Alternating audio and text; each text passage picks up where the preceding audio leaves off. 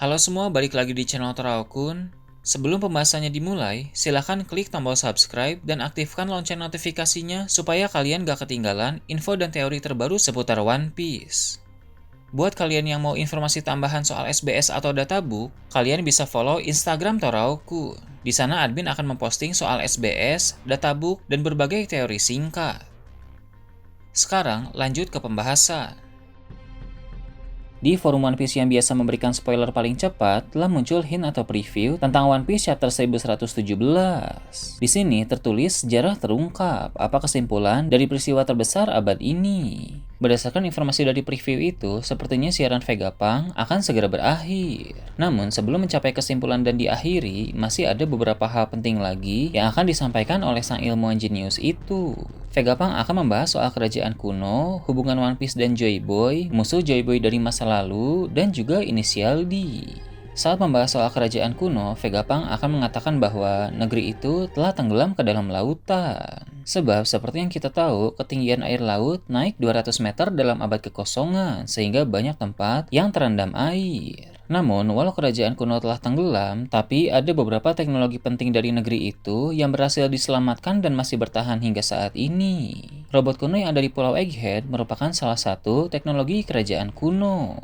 Selain itu, di berbagai tempat lain masih ada pula teknologi-teknologi super canggih yang berasal dari sana. Satu persatu, teknologi kerajaan kuno yang masih bertahan pasti akan terungkap, dan semua teknologi itu akan memiliki fungsi-fungsi penting dalam saga terakhir ini. Ketika Vegapunk membahas mengenai teknologi dari kerajaan kuno, beberapa karakter akan diperlihatkan bereaksi, seperti Caesar Clown, Vince Smoke Judge, dan juga Queen. Queen telah ditahan di penjara Impel Down level 6 bersama dengan King, karena mereka ditangkap oleh Admiral Ryokugyu. Di sana, Queen bisa mendengar suara siaran itu dari denden musi yang dibawa oleh Magellan yang sedang berada di depan sel Doflamingo. Memperlihatkan reaksi dari para karakter tersebut adalah hal wajar saat teknologi dibahas, karena Queen, Judge, dan Caesar merupakan ilmuwan juga. Mereka tentu tertarik dengan teknologi kerajaan kuno yang jauh lebih canggih dari teknologi sekarang ini.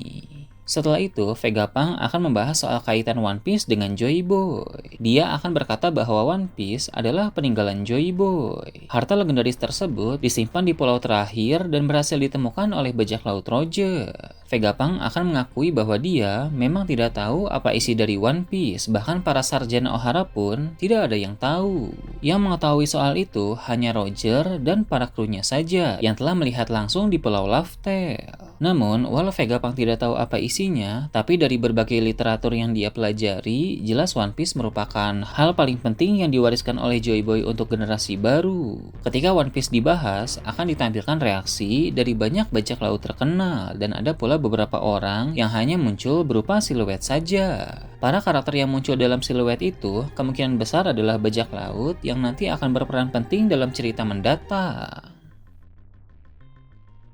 Kemudian, Vegapunk akan berbicara mengenai sosok musuh dari masa lalu yang masih bertahan hingga sekarang. Seperti yang kita tahu, orang itu adalah Im Sama. Vegapunk akan membongkar bahwa musuh dari masa lalu itulah yang memimpin pemerintah dunia dari balik layar. Jadi, Vegapunk sudah tahu tentang keberadaan dari Im Sama yang sangat misterius itu. Gorosei tentu akan murka ketika mendengar Vegapunk membuka rahasia ini, karena keberadaan Im Sama selama ini tertutup dengan sangat baik.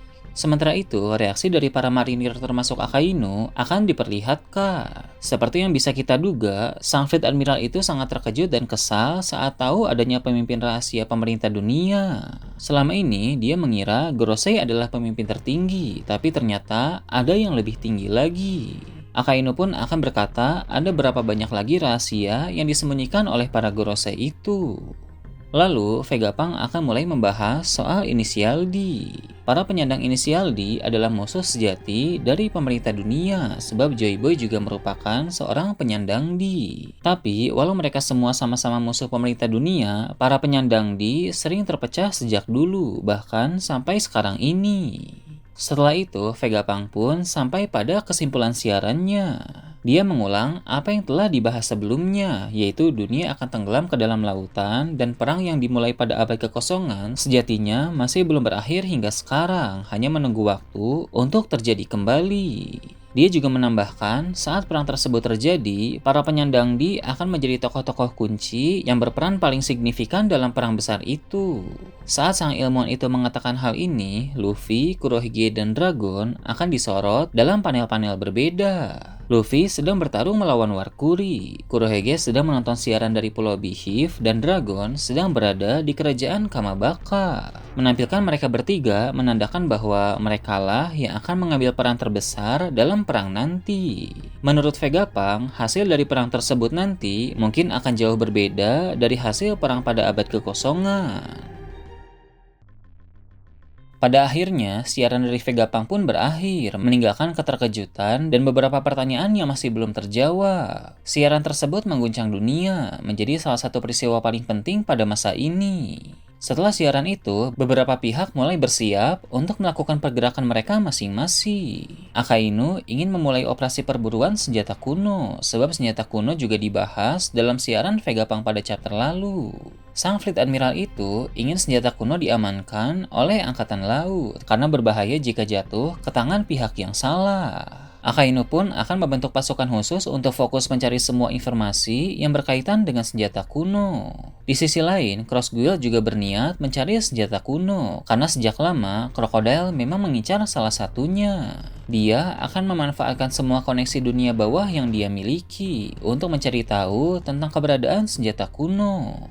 Kemudian, pasukan revolusi pun hendak beraksi. Mereka bukan mengincar senjata kuno seperti dua pihak tadi, melainkan mereka akan kembali fokus dalam perang melawan Tenryubito.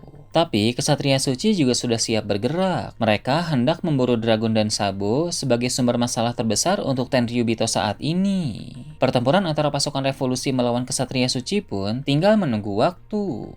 Kembali ke Pulau Egghead, di sana Gorosei telah gagal menghentikan siaran Vegapunk, karena siaran tersebut telah berjalan hingga akhir. Padahal, York baru saja menebak di mana lokasi Haishin Dendenmushi, yang mana benda tersebut berada di dalam lindungan robot kuno. Maka dari itu, menghabisi Luffy di Pulau Egghead menjadi prioritas Gorosei saat ini. Mereka tidak mau lagi gagal di Pulau Egghead, sehingga mereka akan mengamuk untuk menghentikan si topi jerami itu. Dengan begitu, kemungkinan Luffy dan kawan-kawan untuk bisa lolos dari Pulau Egghead menjadi semakin sulit, karena sekarang pertempuran besar-besaran akan terjadi. Luffy harus benar-benar memikirkan cara atau teknik baru yang bisa menumbangkan para Gorosei, atau setidaknya bisa menumbangkan satu atau dua di antara mereka. Jika kelima Gorosei mengepung, sudah pasti akan sulit untuk mencari celah untuk pergi dari Pulau Egghead. Namun, jika Luffy bisa menumbangkan beberapa, celah itu akan terbuka dan mereka bisa selamat dari pulau masa depan itu.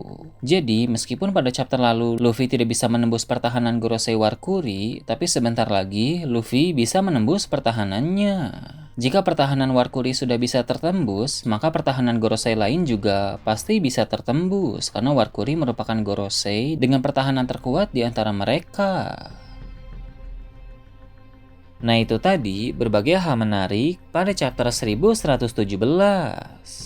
Gimana menurut kalian? Silahkan tulis di kolom komentar di bawah. Oke, segitu aja untuk pembahasan kali ini. Jangan lupa like, share, dan subscribe untuk video menarik selanjutnya. Gue Toraokun, Shambles.